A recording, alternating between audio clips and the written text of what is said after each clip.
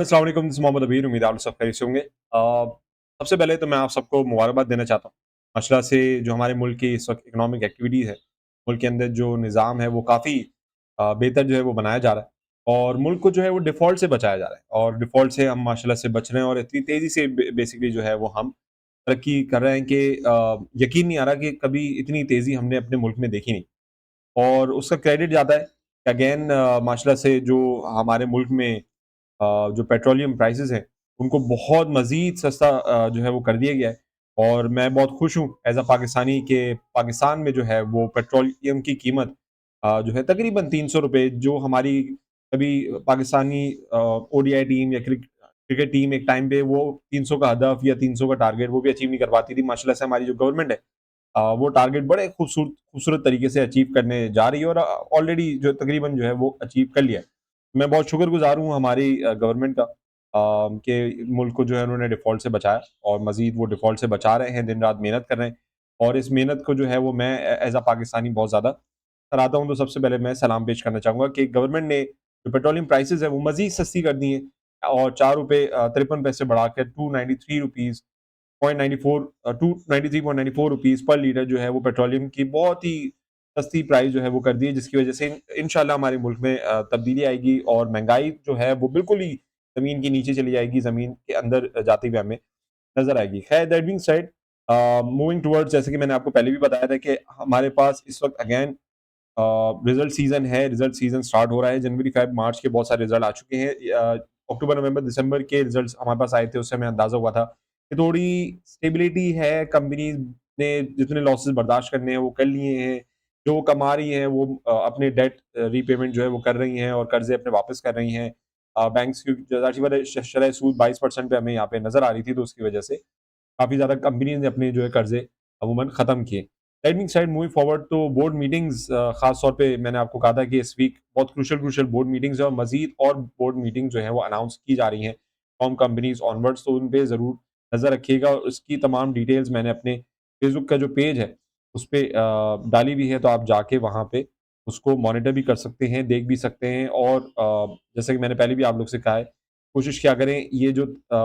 मैं अपडेट्स डालता हूँ या स्क्रीनशॉट डालता हूँ, ये इस तरह पिक्चर बना के आप लोग को ये चीज़ प्रोवाइड करता हूँ। कोशिश करें कि इसको जो है वो डाउनलोड करके अपने पास रख लिया करें। सो मूविंग फॉरवर्ड बात कर लें तो जो हमारे पास कंपनी से अनाउंसमेंट भी आती रहती है डेली बेसिस पे, उसपे भी नज़र रखिएगा। मैंने फेसबुक पे मंडे वाले दिन जो कंपनीज़ हैं, टॉप कंपनी जिनकी अनाउंसमेंट आई थी, वो मैंने पोस्ट कर दी है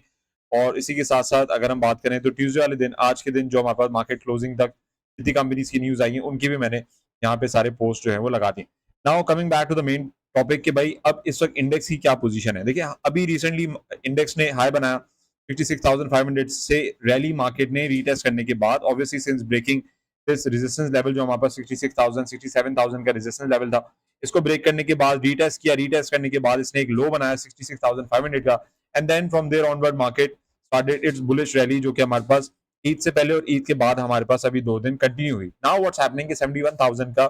जो इसने लेवल अचीव किया है, अब ये लेवल इसके लिए दर्द सर हो सकता है कि थोड़ा-सा बन जाए बिकॉज़ अगेन हमें ये देखना पड़ेगा कि यहाँ से इंडेक्स जो है वो मार्केट के अंदर अगेन वीकली बेसिस पे करेक्शन ज़रूर आएगी, क्योंकि अगर हम डेली बेसिस पे क्लोजिंग की बात करें 1, 2, 3, 4, 5, 6 तकरीबन हमारे पास ये 6 1, 2, 3, 4, 5, 6 दोबारा मैं गिनवा दूँ फ्रॉम 2 अप्रैल टिल अगर हम बात करें कल के दिन 15 अप्रैल, तो डेली बेसिस पे हमारे पास जो है वो पॉजिटिव क्लोजिंग हमारे पास नज़र आई। So there is a scenario in the index right now कि कन्फ्यूजन है कि यहाँ से बुलिश ट्रेंड कंटिन्यू हो सकेगा, नहीं हो सकेगा या करेक्शन की तरफ इंडेक्स हमारे पास नीचे आएगा। तो द फर्स्ट थिंग अब यहाँ से एक एस्टिमेशन अगर हम लगाएँ कि प्रोजेक्टेड अगर हम ये देखें कि कितने पॉइंट्स माइनस और कितने क्या इंडेक्स लेवल तक सबसे पहले इंडेक्स नीचे आ सकता है, सपोर्ट अपनी ले सकता है। तो आप देख सकते हैं कि हमारे पास ये लेवल है जिसको हम यहाँ पे मार्क करें 69,978 का, व्हिच मीन्स कि इस मार्केट अपने इस लो को पहले टेस्ट करेगी, क्योंकि हमारे पास तकरीबन 1000 पॉइंट्स माइनस करते हुए इंडेक्स हो सकता है कि नजर आए। और ये अभी जो है वो एक्सपेक्टेशन और प्रिडिक्शन बेसिकली की जा रही है। एक्चुअल में इंडेक्स कितनी करेक्शन लेता है, कितने कहाँ तक मोमेंटम बनाता है, वो देखना बाकी होगा। दैट बीइंग सेड अगर उसको सस्टेन नहीं कर पाता, अगर इसको और मजीद मार्केट में अंदर करेक्शन लेता है, तो फिर हम 68,000 के लेवल को दोबारा रीटेस्ट होता हुआ देख सकते हैं इस महीने के आखिर तक। तो will have to wait and see कि मार्केट फौरन से अपना बॉटम नहीं बनाएगा, it will come back down 69,000 पर आएगा। वहां पे आने के बाद let me highlight what I am saying right now, यहाँ से थोड़ा सा नीचे आएगा, नीचे आने के बाद यहाँ से दोबारा बाउंस बैक करेगा, और बाउंस बैक करने के बाद फिर हमारे पास डबल टॉप बनाने के बाद फिर वहां से मार्केट हमें देखना होगा कि वो नीचे आती है, मजीद करेक्शन लेती है या नहीं। तो ये अभी इंडेक्स की सूरत हाल है। मार्केट हीट मैप पे नजर डालें तो आज के दिन हम देख सकते हैं कि मेजॉरिटी जो बड़ी हमारे पास मार्केट कैप कंपनीज है उनके अंदर हमने सेलिंग देखी है, एंड दिस इंडिकेट्स कि मार्केट के अंदर करेक्शन जो है वो इंटरडे करेक्शन भी चल रही थी दोनों दिन से, लेकिन वैसे ओवरऑल 1 से 2 दिन मार्केट के अंदर करेक्शन होना जरूरी है। और जो हमारे पास छोटे स्टॉक्स होते हैं, टेक्सटाइल स्पिनिंग के हमारे पास जो सेक्टर होता है, इसके अलावा हम देख सकते हैं एलिंग के अंदर अच्छा मोमेंटम था, बैंक्स के अंदर स्टिल थोड़ा बहुत पॉजिटिव मोमेंटम है, जो वो बैंक्स जो अभी तक नहीं चले। इसके अलावा हम छोटे मोटे सेक्टर्स अगर हम मजीद और देखें, इंजीनियरिंग सेक्टर जो कि रेगुलर मार्केट में नहीं चलता क्योंकि ओवरऑल जो फाइनेंशियल इश्यूज हैं हमारे पास, फंडामेंटल इश्यूज हैं सेक्टर से रिलेटेड, जो हमारे मुल्क में इन्फ्लेशन है। इसके अलावा investment banks, investment company, security से अगर हम बात करें तो ये मार्केट के अगेंस्ट चलता है। ये इंडेक्स जब करेक्शन लेता है, बड़े मार्केट कैप कंपनी जब करेक्शन लेती है तो उनके अगेंस्ट हमें परफॉर्म करते हुए इंडेक्सेस नजर आते हैं। दैट बीइंग सेड, और मजीद छोटे छोटे हमारे पास textile spinning, textile dyeing, textile weaving के स्टॉक्स हैं जो कि हमारे पास मार्केट करेक्शन के अगेंस्ट चलते हैं। मिसलेनियस सेक्टर भी आज हमें पॉजिटिव नजर आया, विच इंडिकेट्स के इंडेक्स के अंदर हमारे पास करेक्शन का पीरियड स्टार्ट हुआ जाता है। केएसई 100 इंडेक्स की बात करें, केएमआई 30 इंडेक्स की बात करें, केएमआई ऑल की बात करें, every index was negative as of today apart from KSE 30 की अगर हम यहाँ पे बात करते हुए नजर आए। So index today close eight 70,400 points mark, minus से 60 पॉइंट माइनस किया, लेकिन इंटरडे लो और हाई की अगर हम बात कर लें तो हमारे पास दोनों बनते हुए नजर आए, विच मींस के 71,000 का हाई इसने दोबारा टेस्ट किया, अगेन रिजेक्शन मिली, 140 पॉइंट्स का इसने लो बनाया, वहां पे इसको थोड़ी सी सस्टेनेबिलिटी मिली, मार्केट में थोड़ी सी प्रॉफिट टेकिंग आई, जो बाइंग आई हमारे पास। और उसके बाद हम कॉन्स्टिट्यूंट्स की अगर हम बात करें तो मेजॉरिटी हम 59 कॉन्स्टिट्यूंट जो कि अराउंड 60 बनते, 4 unchange and 37 remain up in KSE 100 index. तो ये इन सिनेरियो से हमें नजर आता है कि हमारे पास ओवरऑल जो हमारे पास सेक्टर वाइज हमारे पास प्रेशर था वो fertiliser, cement, power generation, miscellaneous sector के अंदर हमने नेगेटिव मोमेंटम देखा। Commercial bank was a little bit positive, and oil and gas exploration भी सिर्फ 17 पॉइंट ऐड करते हुए हमारे पास इंडेक्स में नजर आए।